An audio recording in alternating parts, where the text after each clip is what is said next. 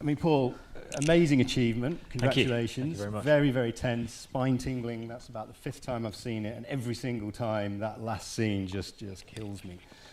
Could you just talk us through how you went about making the film and why you chose this particular technology to make the story come alive? Well, everything starts with the script, which is, gosh, is it about 3 years ago now, Steve? You sent me the script? I think something like all that. All pre-COVID is what? Yeah, I mean, obviously time hasn't meant anything for the last couple of years, has it? But it was back in 2019. Steve sent me the script, and I responded the early, and it was an earlier draft than what you just saw. So it did develop quite a bit as we worked on it.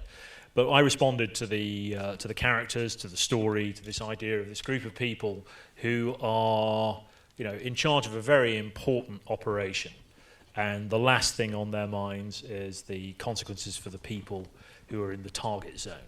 That they're interested in everything else under the sun. What they're going to have for lunch. Can they go to the bathroom? Are they going to get the job they want? Are they going to get their supermarket shopping order in online? And there's kind of zero consideration for anything else. But at the time, the story was entirely set inside the ops room. It was not. There was nothing else. You didn't see any aspect of Tripoli. And Steve and I talked about it for a while, and then eventually we got in touch with Annalise, who we've known for a long time because we've been working on other things together. And Annalise actually suggested, well, she'll tell it her own way, but we ended up investigating an immersive version of the film. And this brought us into contact with, initially with StoryFutures, which is, I went to learn about virtual production technology, or virtual reality and extended reality. And that introduced me to an outfit called Digital Catapult, which is another agency to help get filmmakers introduced to the use of this technology. And through them we met Dimension. And at Dimension Studio, we started exploring the immersive version, but I got interested in working on the idea of virtual production with the LED wall as a separate thing entirely. And it was when we were shooting a little test for that I suddenly realized we could use this technology of the LED wall to explore the story ideas that had surfaced during our investigation of the immersive version of the film, or the immersive version of the story. And in the immersive version, in that little clip, I say, once it's digital, you can do anything you want with it. And when we'd taken it into sort of immersive virtual reality, it suddenly occurred to me, well, we can do anything. We can go to this other place. We can see Tripoli. We can blend the spaces. That was very much part of our approach to the immersive version of it.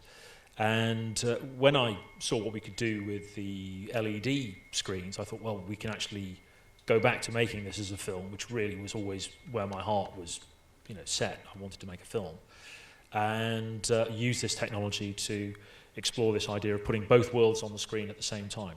Obviously, there's a version of this you could have done in visual effects with a big green screen, but to me, it very much informed the way that we were shooting it. I think it helped inform the performances, and just having everything there at the same time. There you go.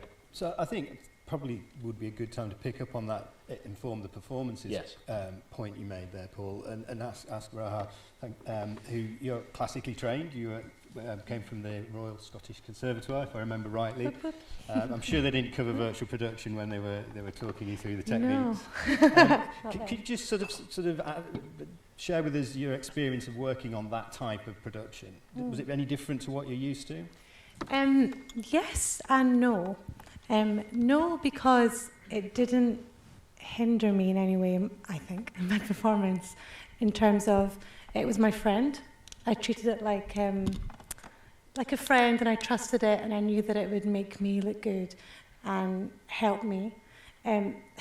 Every time me and Elise would look back, as my little on-screen daughter, every time we'd look back, we'd be like seeing all the little parts and pieces that were all together, like the people and people waiting in a queue, and it was like, wow, I would never, ever, ever have seen this in like a green screen or in any kind of staging.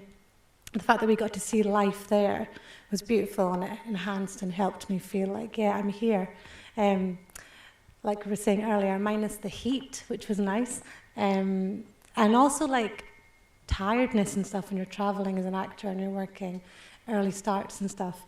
This just allowed me, I literally crossed the road from my hotel room, landed in Tripoli, performed, and then went back home. So yeah, it's so many positives to it, but I thought it was stunning, and I was talking a lot to Ollie, our cinematographer. He was wonderful, asking him to explain to me how it all worked, just so I knew as an actor what was going on as well. I didn't just want to be like there, I wanted to understand the technology myself. But yeah, I loved it. I think it's beautiful. And yeah, wonderful. Thank you, Paul. You probably saw in the little clip there that it wasn't a particularly large stage. We built our set in a warehouse which belongs to the company 86, who supplied all the LED screens. You know, we had both the physical ops room, the hexagonal room with all the computer monitors, and then there's Tripoli, basically consists of about 6 meters of gravel and then the LED screen. And we're getting it all on that stage. So it was quite confined, but the imagery on the screen just always sold this sense of there being a bigger space out there. So it was kind of sort of an illusory sort of space in a way, but I found it quite you know, there's a sort of theatrical conceit in the way that the whole film is set up. You know, there's a kind of a deliberate theatrical aspect to it, which I felt that was something I wanted to explore with the LED screen. I didn't want to use it in a straightforward manner. I wanted to use it in a more sort of expressionist way, I suppose. Fabulous. So, Annalise, a big vision there, and your job to actually get it from off the page and into a reality. Was that quite tricky for you as a producer? Was it something you were used to? Was the technology helping you produce and get people attracting to the project? Yeah, I'm not from a technological background, so for me it was totally new, all of it. I've worked with Steve for years and I've worked with Paul for years, so our relationship is always built on the creative side first and on building a story, and all our choices were always made about what's best for the story. And as it happened, I think Steve's script is brilliant and very claustrophobic as it was, and so it perfectly suited having this sort of new dimension to it. So it sort of, the coincidence of the timing of the script and what was happening in the world at the time is very new technology. Happened to be that Paul, with his 2 Oscars for VFX, kind of helps when you're doing this sort of thing. I wouldn't necessarily recommend it without that when you're doing new technology. So in a way, because we were guided by the story, I sort of maybe fell into the rest. Like, I didn't have an idea to work with this level of technology. Although I did suggest that, because I knew StoryFutures, that Paul got on the course. But, you know, he knew, I followed him in terms of what he thought could work and what didn't. I think key to it was our relationship. So with Dimension, with Steve Jelly first, and with Callum and everyone at Dimension, they really bought into the idea of what we're trying to do, something new with the technology that worked with the story. They really loved the script as well and wanted to work with Paul. And I think Epic, who are all here sitting on the back row like the cool kids on a bus. Big shout out to the Epic crew. Epic crew. Really helped with their support, because they were encouraging the technology and wanting, you know, really helped us sort of work through ways that we could make it work with what we were doing. But obviously when I look back, I think, oh yeah, there's quite a lot that was totally new, and I didn't realise the challenges when we were like, yeah, we'll just do this thing with a wall. It's brand new technology, and technology breaks and has a lot of challenges. But, you know, we had brilliant people around us as well, with DNEG, Mission Digital, everybody who just wanted to kind of take part in something that was new, and they liked the script as well, and the team. And I think when you have good people around you who want to do what you want to do, then you can achieve fantastic things. Absolutely. A great segue to bring in Steve, who's written the film. Steve, this didn't begin life quite the way a script would normally. You've written it, you delivered it to Paul, and it was originally intended for a headset. Is that right? Or yeah, well, actually, no, it was just a one-scener. So it was just a single room, and it was basically people at work. And I wanted people everybody who watches it to kind of go, yeah, I've done that. I know when I've got a meeting, so done it just in case we. Like, I want all that kind of in there. And then Annalise essentially said, let's push the envelope here, and we went into immersive. And what was interesting about that was we had this idea of, in a much more almost theatrical sense, bringing in kind of almost ghosts from Tripoli, as though the actual ops room would be haunted by people, like a kind of physical evocation of the conscience these people didn't have and things. And the big change was when the virtual production, we went to see, was it a test? Yeah. Somewhere in Dimension, I think. Yeah, we shot And it was great because it was just after the first lockdown, and I didn't really need to go, but I told my wife I definitely did, because I needed to get out of the house, and I think she was like, yes, please leave. So we went and saw this, and I was like, it really kind of hit me, all the rest of those kind of almost MGM Singing in the Rain backdrops, where you kind of mix film and theatricality, and that really changed it. And the characters in Tripoli then became huge. They became like a much more important thing, and I could actually have individuals. And I was tempted to actually look at the kind of, let's show the terrorist Taliban mood. And I thought, I'm not interested in him. I'm not interested in another man with a beard who happens to have dark skin wanting to kill us all with some kind of awful, evil music on. I was much more interested in people going to work and getting livid with their kids. And that came from that virtual production change. The idea you could just suddenly go through this wall and collapse the spaces between these two places. And it's echoed in a one repeated line, which is, look at my face. And that, I wanted that really, them saying exactly the same thing in exactly the same context of just do as you're bloody told. And that really collapsed, hopefully, the kind of made you realize you're not just killing another, you're just killing people just like you. And that was the idea. Yeah, it's really interesting the way that you're telling us the technology sort of informed the narrative, which is good to know. The time has come, Callum, to ask you what is a VP supervisor, because this technology has obviously been front and centre with this. So what the hell do you get up to on this set? Yeah, I think we were asking that question during the production as well. Look, in my experience, a virtual production supervisor provides an interface between the various virtual production teams and specialists and the other departments and stakeholders of a production. So that's working alongside Paul and ensuring that the director's vision is kind of translated and implemented. It could be dealing with the photographic kind of requirements from the director of photography, Ollie Downey in this instance. During pre-production, I was involved working with the art department, so Ed Thomas and the virtual art department, ensuring that the layout and the build was kind of tracking how we wanted it. We did a scouting session in VR, as Paul mentioned, and VCam, which is like a virtual camera using an iPad. That enabled the team to go hunting for camera angles and get a sense of lensing. So my role sort of touched on various departments and teams throughout the production. It's quite a varied sort of thing.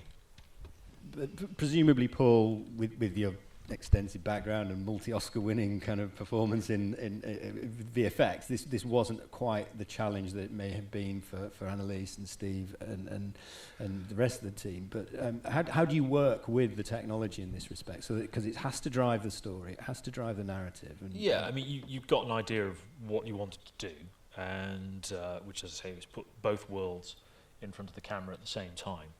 And I'd had a bit of experience with what we refer to as in-camera visual effects on a couple of films I've worked on in the past, where we'd used projectors to put images on big sort of projection screens that we built outside of the set, so that it was the film Interstellar, where the astronauts are flying their spacecraft and looking out the window, and they can see a black hole.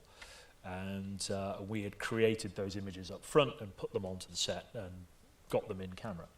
And then a few years later, we did another movie with Damien Chazelle about Neil Armstrong, First Man. And we built an enormous LED cyc, and we were playing images on the LED. So again, when Ryan Gosling's orbiting the Earth and he just looks out the window, the Earth is really there on the set, or at least a giant image of it on the LED screen. The difference in that case is that those are pre-created images. It's just playback. So essentially it's a sort of modern update of rear projection, the sort of thing you see in an old Hitchcock film where Cary Grant's driving his car along the Italian coast and it's just a projection on the screen behind him. And essentially that's what this technology is. The big difference with this is the real-time aspect. The camera moves, the perspective changes. You can also have animated elements in there. There were quite a few things that we did that didn't make it into the final cut. You see it briefly in the film where Gillian Lai, she's watching the monitor and it's showing the vehicle arriving outside of the apartment building. And we actually had a vehicle, a yellow pickup truck, which you can see in a couple of shots, but we had it drive up the street, park there, and then eventually people get into it and drive away. And these were all animated elements that we could cue on demand, which was quite a nice thing to do, but there was no place for it in the final cut after all that work. But I think for me, the biggest thing was understanding what were the visual capabilities of Unreal Engine in particular, which is the software which creates all the images on there. And one of the things I wanted to do is do as much as possible inside Unreal. Partly that was necessity. We were in the middle of the lockdown. We couldn't even go into the office, let alone travel to somewhere like Libya and photograph locations. So we had to, we were sort of duty bound to create it in the computer. And I just wanted to understand what the capabilities of the software were, and more importantly, the understanding that the artists, particularly the guys at Dimension, Craig in particular, what his understanding of how to use the software is, because that makes the biggest difference. And that was a really interesting process. The most interesting aspect of it for me was the way that our production designer, Jamie Lapsley, how she just jumped into the whole thing. She designed and built, her art department built the whole physical set as well, but she also designed all of the Tripoli environment, and using digital tools like SketchUp, built all the models, the sort of thing that art departments normally do. But instead of then handing it off to construction, it went to Craig at Dimension, and he turned it into a digital build. So there's this, you saw it briefly in the clip there, you see the full 3D version of it. And that was a really interesting process. But you're always having to think about what, and this is going to be VFX geek speak, we talk about the computational budget of a shot, which is basically how much stuff does the computer have to throw around to create the images. And in the case of this film, or any real-time project, you've got to do that 24 frames a second. And if you drop a frame, the deal's off, and you've got to start again, because it's going to be an NG take, no good. Whereas normally in visual effects, you have the luxury of saying, well, I'll render it overnight, and you set away thousands of computers working away on it, so you can afford render times. The time it takes the computer to draw a single frame, typically you can hit 100 hours a frame. With this, you've got to do 24 frames in a second, all the time, every time.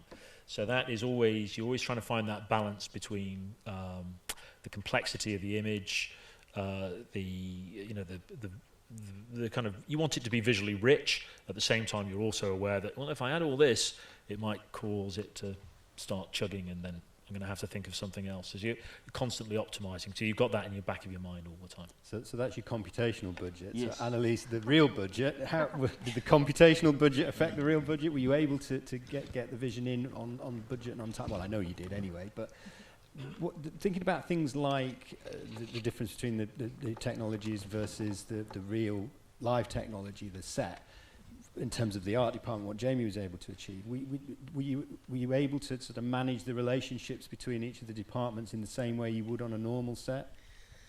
Well, it's different because everything's brought into prep that would normally be in post-production or would normally be pure art department. So as Paul said, the most different was the art department, in that Jamie was essentially in charge of both practical, well, real and virtual.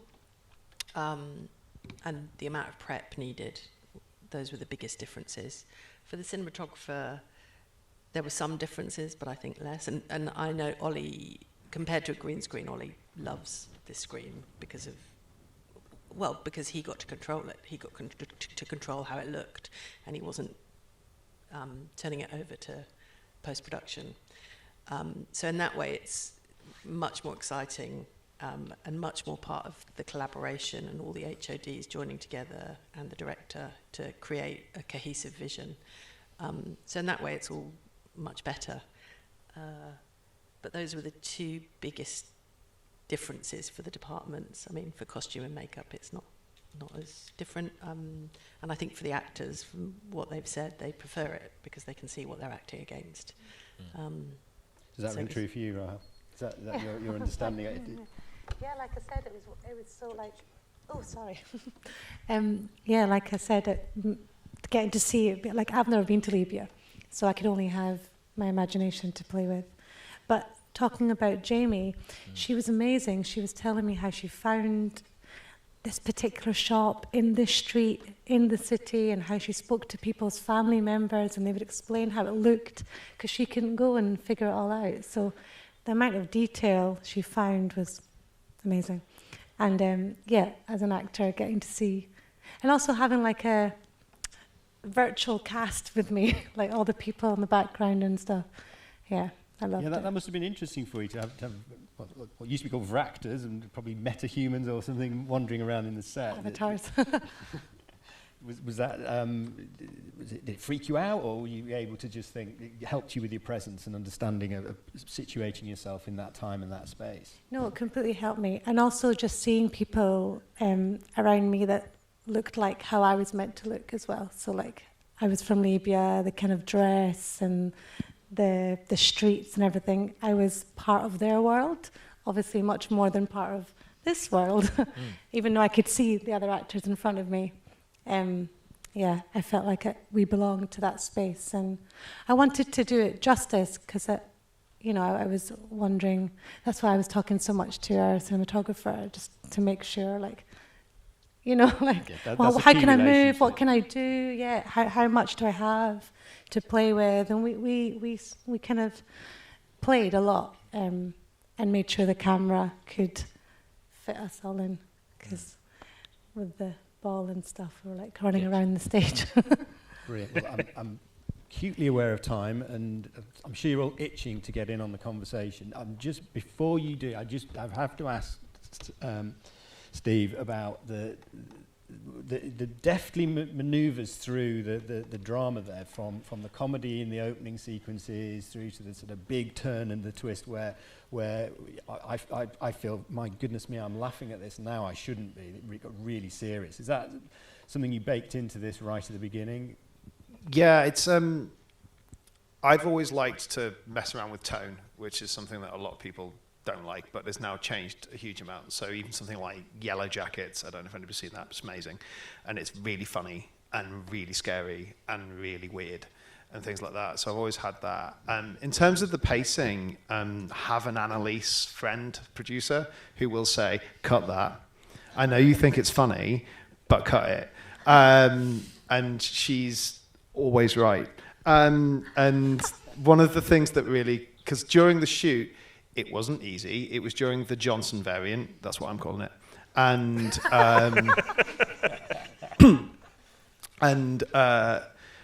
things took time. And I had a false positive COVID test. So I had to sit with my laptop in my bed, isolated from my family. They loved it. And had to just be on the phone every evening with Annalise and Elaine. Really nice. And I mean this, genuinely lovely, saying, might need to lose a couple of pages, read, cut it. Otherwise, we won't get it shot. And that actually really helped with the pace. And that really helped with how and because we mapped out where the tone was going to be, and it was very clear, and it took almost as long to write this script film as it took me to write a full-length film. And all that detail. But genuinely, and she's going to kick me later, but I couldn't have done it without both Paul and Annalise, in terms of notes, in terms of what is this here and exactly how this is here. And Charlotte, actually, who unfortunately can't be here, she came in with so many notes. And I did do a little moan of, actor, blah, blah. And everything she said, infuriatingly, was absolutely spot on. So there was that kind of collaborative effort right the way through, and I think that's something that Annalise and Paul very much engendered throughout the shoot. I think that's why I know Callum and Steve Jelly, and there's no reason why a writer should. But I do think there's almost that real kind of element, and that improved the script in every respect. I think you can see all that on screen. I really do. I think that relationship building is really important on a film, and especially when you're on a longer project, when everyone's on set and in the game together. And I think, you know, one of the great sort of levelers has been the pandemic in that it's forced this technology to the front of filmmakers' thinking.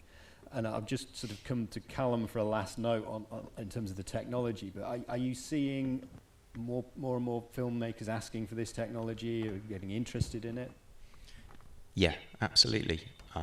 The projects we went on to do after Fireworks have only got bigger in scale and ambition.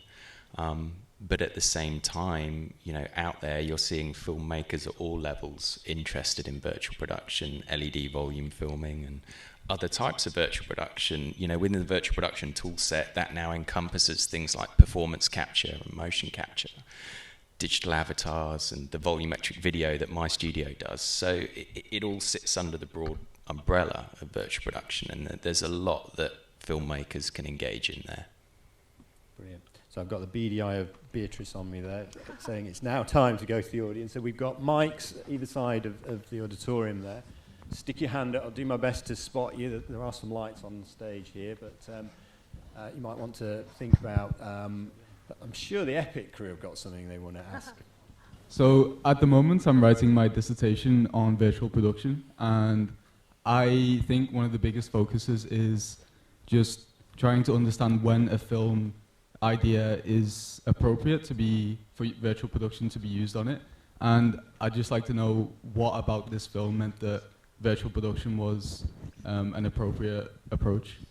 Well, it was, as I mentioned earlier, we explored this idea of blending the worlds of both Tripoli and the ops room, so that we'd see both places at the same time. And as Steve mentioned, that we had this early version in the immersive version where it was going to be a headset experience and you'd sort of be in the room with all the characters.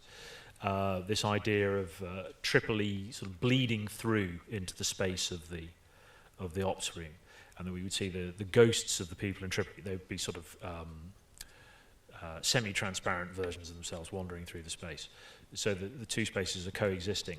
And I really like that idea of having the two worlds in shot at the same time, rather than us cutting back and forth between them. So then, a few months after that, we did this virtual production volumetric test over at Dimension, where we built a little LED stage, and we shot a little test scene with a cowboy in the desert finding a mysterious thing in the desert, which I directed. And it was really an exercise in finding out how does this process actually work with the real-time engine. And it was then I just suddenly thought we should go back to making Fireworks as a more conventional film, but use this technology to explore this new idea that we'd come up with through the immersive process. You know, yes, you could. There is a version of this film you could have shot this with a green screen and composited in everything else later on. But I really wanted to work with the real-time technology and really understand it because I felt it offered new, interesting, creative opportunities. And as I say, I think it certainly informed the way we shot the film. I think it informed the way that the cast worked on the set. We shot the whole film in 5 days, so it's working pretty quickly because there's a lot of dialogue and a lot of characters in there. There are other reasons why you might choose to use virtual production, the LED volume. A lot of the reasons that big Hollywood movies are using it are financial. They're more about that they don't want to have to travel the cast and they do a company move to a different location. They can keep it all on a stage. You can keep it on the stage. It's a lot more controllable. Obviously, during the pandemic, that has become much more important. I know the several TV shows that I was approached by in my capacity as a visual effects artist. They were asking about using this process because they would have otherwise gone on location and they could no longer travel to those locations. and there's a couple of shows that are doing it that way. For me, I would always choose to find a creative reason for doing it. That's always the key thing, and that's always been what's governed me as in my career in visual effects. The solutions that we always come up with are not about, you know, how can we use the most computing technology and fanciest, cleverest things. It's always about, well, what's the story, what's the creative reason for it, and that's what always pushes us. Thank you. There you go, from the master there. We're expecting a first for this dissertation now with that quote in it. I did see a hand over here earlier. Am I right, or am I imagining? There was one over, yes. Yeah, sorry, just wait for the microphone. Hi, I have a question for Steve about the characters. And you. And obviously it's two ambitious women who are in the room. Why did you make that decision to make them female? And was that like your vision from the start, or did that kind of come a bit later about who the individual characters in the room were?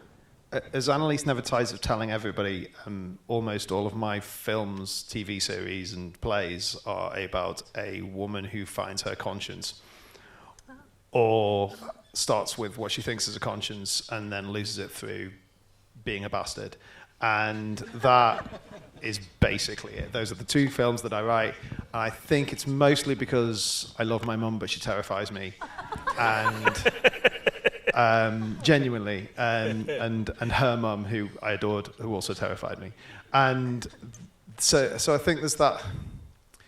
I also think it comes from, I went to Lancaster Uni, which was great, and there were only 8 blokes, and there were 30-odd girls, which was also great for me, but except not. But and one of the things that happened was I wanted to be a writer, so I would end up in a group, and I would do the writing, and I would have women turning around to me and say, "We don't speak like that. Stop treating us differently. Get your head out your bum and just write people." And that really changed kind of everything. And I think there's also genuinely a kind of theatre habit of there's a lot more actresses wanting work because of, patriarchy and stuff. And I ended up writing more and more female characters. And then that also, I don't like men very much. I mean, I like Paul, and Callum's quite nice, but like generally that's a lot as well. And I also kind of love James Bond but hate it, and I really wanted a spy thriller where women got to be unsympathetic. It's a note that I get right the way through my career whenever I write a woman who just swears or is selfish or even just wants a sexual relationship or a transactional relationship with somebody. They are quote unquote unsympathetic, and yet as soon as I change the name of that character to Brian, everybody seems fine with it. So yeah, there's a lot going on. I'll talk about this more later at the bar. Yeah. Annalise, your company's known for making films with women at the centre of them. Is that one of the reasons you were drawn to this? Yes, that was why I like working with Steve, because he writes female-centred stories about interesting women who are not just strong, they can be weak and flawed and ambitious or good or bad, and they're just humans. So I love Steve's writing for many reasons, but that is one of them, definitely. So no Brians in any of your films? They get to be the butlers or something. I have a sense of a hand from over here. Yes, there. Hi, Stephen. Did you write the script like a traditional film script, or did you use a different format? Did you do it in Final Draft? Yeah, because once Annalise points out that I've spelled something wrong, which is every other sentence, it'll stay there in the template, so that really helps. But in terms of the actual format, it was almost theatrical. So I didn't actually have scenes. We ended up breaking them into scenes. In fact, I think you did that, and then said read it over, and I was like, yeah, whatever, you're right.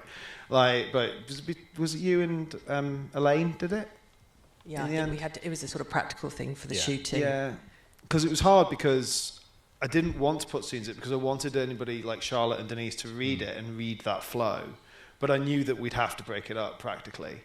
So, and I think that's something that's well worth kind of bearing in mind. It was almost like the entire film's one sequence, but in a normal script, that would be 13, 14 scenes. Think of the Invisible Woman opening. You know, that's one sequence, but there's internals, externals, different rooms, different locations, and it worked like that a little bit. But that actually had to be you guys. I think there was no point in me trying to cut that up. An interesting thing that happened is we got like inevitably, you're making a short film, you're being quite ambitious with your shooting methodologies. We got quite back-ended in the 5 days, and so we still had a lot of script to get through on the final day. I think we actually shot 11 pages. I think we basically shot the film on the final day. Yeah, pretty much. So we had, as Steve says, you know, Annalise and Elaine, our wonderful first AD, had broken everything up into scenes so we could put it on the strips and schedule everything. And we were treating it that way to begin with, the way that we were shooting it. But we realised we weren't going to be able to carry on like this. So, working with the cast, we just ran everything together. So certainly from that moment when Sherberg, Denise Goff's character, comes back into the room, it's like, what the fuck is going on? That was run as one continuous scene. So we just ran it as if it was a play.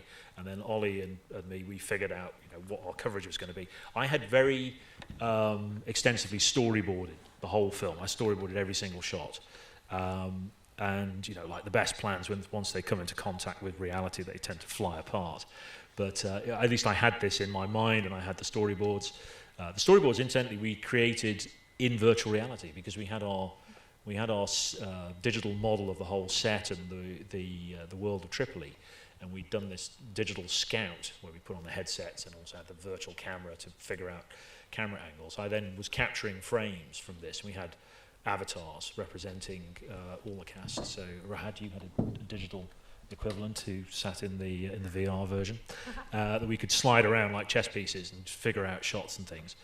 And so I had all these storyboards created through that process. So I knew what my coverage needed to be. But the great thing was that because we were running everything together and weren't breaking it up, you suddenly found there were more opportunities.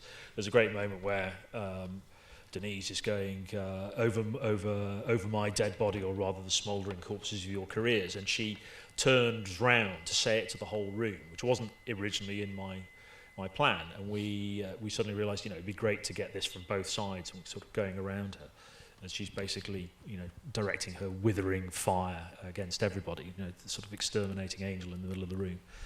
And that worked out pretty well. So it was a sort of a hybrid approach to structuring it. It's also a better line than the one I wrote, but I'll take the credit for it. But I think that's something worth noting, just in terms of Paul and Annalise and Elaine, who I think deserves a massive mention because she's the most amazing first AD and way too busy.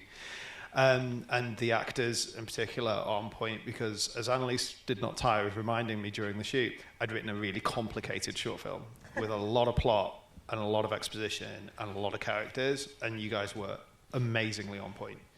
And nobody's trotted on our line, and everybody really got it. I think that really helped. I think the big reveal there is that Paul can shoot 11 pages of dialogue in a day. Sometimes. Note to all producers. Any more questions? There must be some more. So that whole idea that you have this deadline that makes you quite efficient. Yeah. And I guess there is making the decisions when you're in the traditional flow, and you have to make those decisions. Yes. And I guess you rework some of them. Is it really an advantage on the day to have so many options available to you? Well, I mean, there's always an infinite number of options, and of course, coming from a visual effects background, I mean, that's what visual effects is often used that way by filmmakers, like to give them flexibility up to literally the last second before the damn thing has to go onto screens. And I've worked on movies like that where we've been putting out the final shot 30 minutes before the international version has to be locked and distributed to all the cinemas around the world. And there's hundreds of millions of dollars at stake. But no, I think if you've got a strong feeling for what it is you want to do, that's what guides you through all that. So you say, well, I've examined those options in my mind earlier on. This technology, particularly the virtual reality scouting component of it, allowed me to explore a bunch of different things which I could see for whether they were going to work or not, by just pointing the virtual camera into the set and saying, actually that shot's really rubbish, or I'm going to have to move all the desks and cheat everything for that shot, so maybe I don't want to do that and I'll go on the other side. And actually the one thing that really came out of that process is we were also using the VR thing to figure out the physical placement of our LED screen, because we were trying to maximize the use of our screen. We could only afford to build a screen of a certain size, and we could only fit a screen of a certain size into that space. So its relationship with the physical set was absolutely critical. And in that process, I stepped out into the virtual representation of the Tripoli component of the set. And up to that point, Pfizer and Sadia, Rahad and Elise's characters, did not have any dialogue at that point. This is in the December of 2020. And they were just a presence in the background. We'd see them, but we didn't really know who they were. And when we looked at it, when we stood out there in this virtual world representation of Tripoli, we thought, well, this is really powerful. And we were up against the digital versions of Rahad and Elise, and we thought, we should be working with this. We should make these into real people. And particularly, Annalise said, this is compelling, and so we really called Steve, and Steve wrote the dialogue for that. So you're using this process to explore all these options, and so all the things that I didn't want to do, I'd already ruled out. And that final day, we're flying through it. What actually came out of that was we got a real energy to the whole thing. It feels very, very propulsive. We want the film to feel like it's real time. It's sort of there's a sort of dual time thing going on, because obviously the events in Tripoli are evolving over a longer period than the 15 minutes the film takes to play out. But you're never really aware of any sort of time cuts. It sort of just moves through it. And I think a lot of that comes from the energy we get in that final scene, which comes from the way that we shot it. And so it became obvious what the correct choice was at pretty much every moment. And then sometimes you'd see an angle, there were a couple of angles I boarded, and as we saw the scene playing out, I thought, no, they're no good, we won't bother with that, we'll focus on this side. So that worked out pretty well. It's really interesting. Really fascinating. Thank you so much. Oh, you're very welcome. Thank you. I think there was a question next to you over there, so you just want to hand the... Oh, hi. I'm a creator of virtual reality content. I scan spaces all over the world and create content, and it's really amazing to see how virtual reality has, sort of moved from when we started creating content 5 years ago. I just wonder how you would use a content which is already created, which is a VR-enabled content of spaces, in creating film like the way you've done. Well, it's a really interesting question. Of course,